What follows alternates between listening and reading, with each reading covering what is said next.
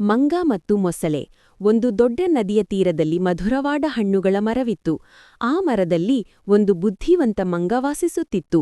ಪ್ರತಿದಿನವೂ ಅದು ಆ ಮರದ ಸಿಹಿ ಹಣ್ಣುಗಳನ್ನು ತಿನ್ನುತ್ತಾ ಸಂತೋಷವಾಗಿ ಬದುಕುತ್ತಿತ್ತು. ಆ ನದಿಯಲ್ಲಿ ಒಂದು ಮೊಸಳೆ ವಾಸಿಸುತ್ತಿತ್ತು. ಒಂದು ದಿನ ಅದು ಮಂಗನನ್ನು ನೋಡಿ ಸ್ನೇಹ ಬೆಳೆಸಿತು. ಮಂಗನು ಪ್ರತಿದಿನ ಹಣ್ಣುಗಳನ್ನು ಕೀಳುತ್ತಾ ಮೊಸಳೆಗೆ ಕೊಡತೊಡಗಿತು. ಮೊಸಳೆ ಸಂತೋಷದಿಂದ ಹಣ್ಣುಗಳನ್ನು ತಿನ್ನುತ್ತಿತ್ತು. ಒಂದು ದಿನ ಮೊಸಳೆಯ ಹೆಂಡತಿ ತನ್ನ ಗಂಡನಿಗೆ ಹೇಳಿತು, ನೀನು ತಿನ್ನುವ ಹಣ್ಣುಗಳು ತುಂಬ ಸಿಹಿ. ಆ ಮಂಗನ ಹೃದಯವೂ ಖಂಡಿತ ಸಿಹಿಯಾಗಿರಬಹುದು. ನನಗೆ ಆ ಮಂಗನ ಹೃದಯ ಬೇಕು. ಮೊಸಳೆ ಸಂಕೋಚಗೊಂಡಿತು, ಆದರೆ ಹೆಂಡತಿಯ ಒತ್ತಾಯಕ್ಕೆ ಮಣಿದು ಮಂಗನನ್ನು ಮೋಸ ಮಾಡಲು ನಿರ್ಧರಿಸಿತು. ಅದು ಮಂಗನಿಗೆ ಹೇಳಿತು, ನಮ್ಮ ಮನೆಯಲ್ಲಿ ನನ್ನ ಹೆಂಡತಿ ಹಬ್ಬಕ್ಕೆ ಆಹ್ವಾನಿಸಿದ್ದೆ.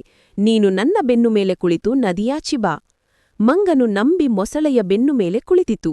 ನದಿಯ ಮಧ್ಯದಲ್ಲಿ ಮೊಸಳೆ ತನ್ನ ಉದ್ದೇಶವನ್ನು ಹೇಳಿತು, ನನ್ನ ಹೆಂಡತಿಗೆ ನಿನ್ನ ಹೃದಯ ಬೇಕು, ಅದಕ್ಕಾಗಿ ನಿನ್ನನ್ನು ಕರೆದಿದ್ದೇನೆ.